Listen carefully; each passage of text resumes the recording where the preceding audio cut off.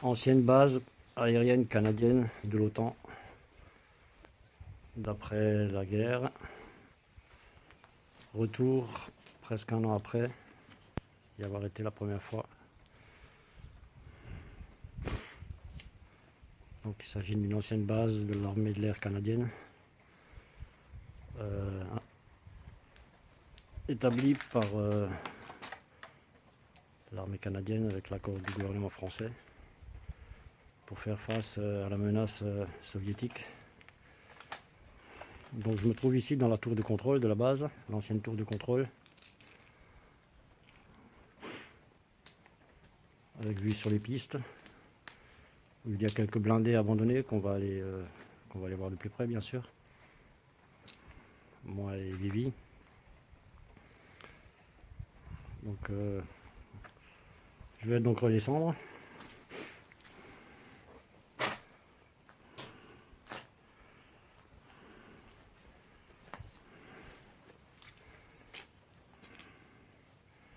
Je vais redescendre.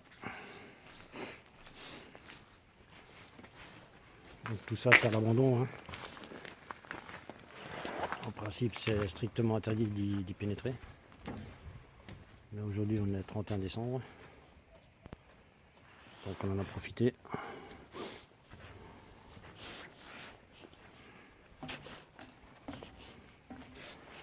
Je vais rejoindre Vivi qui m'attend en bas.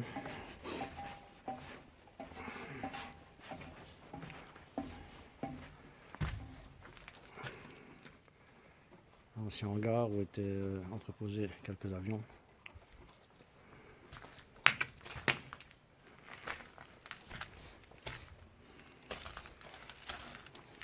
Je sens le sol qui tremble sous mes pieds, les plaques en tôle bougent quand on marche.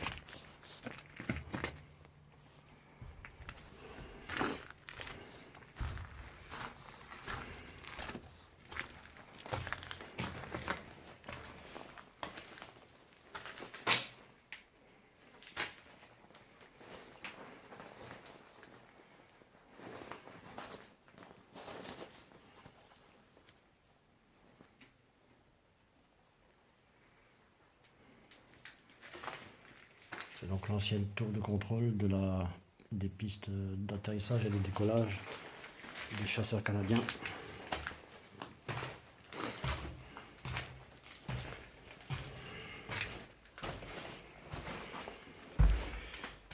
On tenait beaucoup à revenir ici parce que l'année dernière, quand on est venu, il y avait un rassemblement de tziganes, un rassemblement évangélique des tziganes qui était donc 30 000. 30 000 qui étaient là parqués sur les pistes avec leur caravane et encadrés par la gendarmerie et par quelques éléments de l'armée de terre. Donc on a réussi à pénétrer quand même l'année dernière et on a réussi à approcher un des tanks, un blindé anti-aérien russe. D'ailleurs les quelques véhicules que j'ai pu voir jusqu'à présent, les camions, le blindé, les blindés, ce sont des blindés, des blindés russes, hein, à ce que j'ai pu voir. Donc comment ça se fait que des blindés russes se retrouvent ici?